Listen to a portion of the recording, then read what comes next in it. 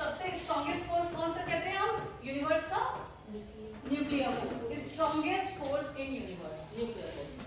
Okay, ये short range force है। सबसे पहले तो सबसे ज्यादा स्ट्रॉन्ग फोर्स न्यूक्लियर फोर्स है, पहला प्रॉपर्टी। दूसरी प्रॉपर्टी ये शॉर्ट रेंज फोर्स है, शॉर्ट रेंज फोर्स। तीसरा ये इलेक्ट्रोस्टैटिक फोर्स की तरह अट्रैक्टिव और रिपल्सिव दोनों नहीं है, इसमें सिर्फ अट्रैक्शन है।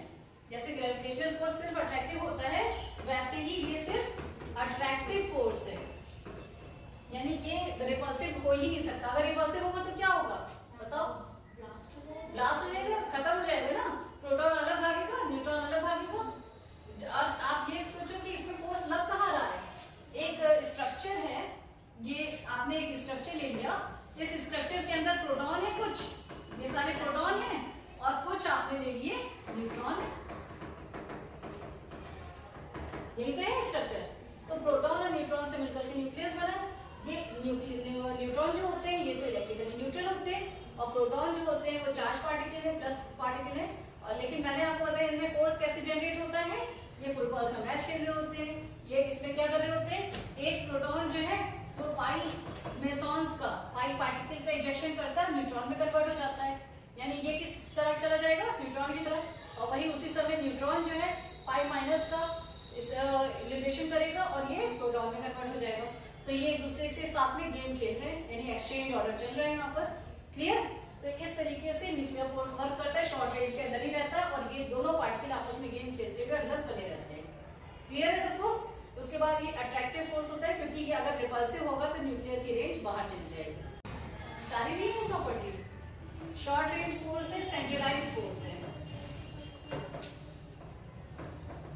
केंद्रीय बल है, ये एक रेखा में कार्य करते हैं, सेंट्रलाइज्ड फोर्स। कितनी प्रॉपर्टी आपके लिए सफिशिएंट है? और भी है? The mass of the particles inside the nucleus is very small while the magnitude of nuclear force is very large. हाँ बिल्कुल। एक्चुअली वो ग्रेविटेशनल फोर्स को इसलिए यहाँ पे बता रहे हैं क्योंकि अट्रैक्टिव फोर्स है, तो ये कह रहे हैं कि ग्रेविटेशनल फोर्स भी तो अट्रैक्टिव होता है, तो कहीं ये ग्रेविटेशनल फोर्स तो नहीं है। वो बात आ गई यहाँ पर, उसको क्लियर किया गया है कि ग्रेविटेशनल फोर्स का फॉर्मूला क्या होता है? G(m1m2) divided by r²। तो G का जो मान होता है वो कितना होता है? 6.67 10⁻⁻11 इतने की वैल्यू होती है।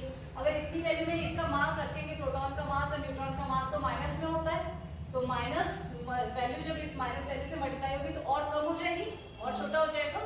जब और छोटा हो जाएगा तो F की जो वैल्यू वो तो कम से कम होती जा रही है, नेग्लिजिबल हो गई। तो इसका मतलब ये दोनों मास पार्टिकल छोटे होने की वजह से इनमें ग्रेविटेशनल फोर्स तो वर्क करेगा ही नहीं, क्योंकि G है यूनिवर्सल ग्रेविटेशन कांस्टेंट, जो न्यूक्लियर रेंज में हो चाहे यूनिवर्स के अंदर स्पेस में, हर जगह पे इसका मान इतना ही रहता है, चेंज नहीं होता। क्लियर है सबको? तो इसीलिए ये ग्रेविटेशनल फोर्स नहीं है, अट्रैक्टिव होने के बाद भी इसको ग्रेविटेशनल फोर्स नहीं कहा जा सकता है। तो इतनी प्रॉपर्टी है ग्रेविटेशन न्यूक्लियर फोर्स की। सबको क्लियर हो गया?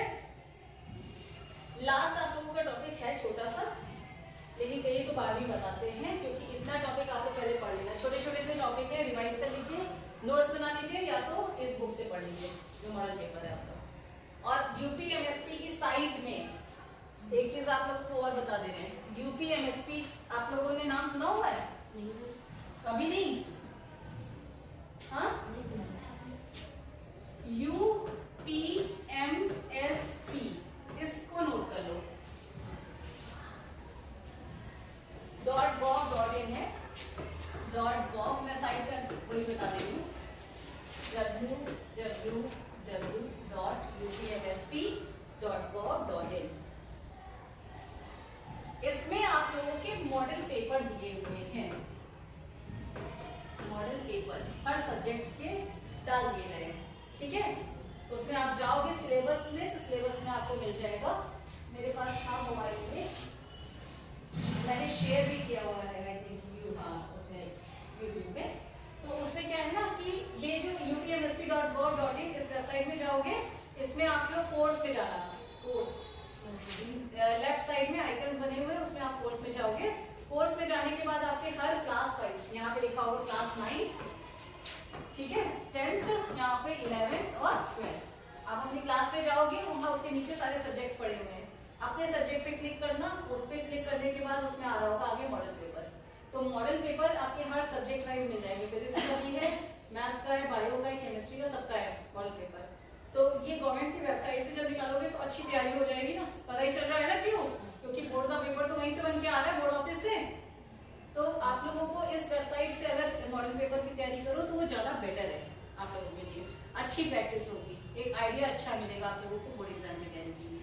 तो इस वेबसाइट पे जाकर के आप मॉडल पेपर से प्रैक्टिस करो। ये तो बुक आपके पास है ही मॉडल पेपर की, उसके अलावा आप लोगों को इससे तैयारी करनी है। खोलोगे ना सब लोग, गूगल पे जाके यूपीएमएससी की ये वेबसाइट डाल देना, यहाँ पे आ जाएगा। ओके, उसमें योगी आदित्यनाथ जी की बनी हुई है फोटो, तो समझ में आ गई कि गवर्नमेंट वेबसाइट है। क्लियर? ठीक है, चलिए जाइए क्लास में।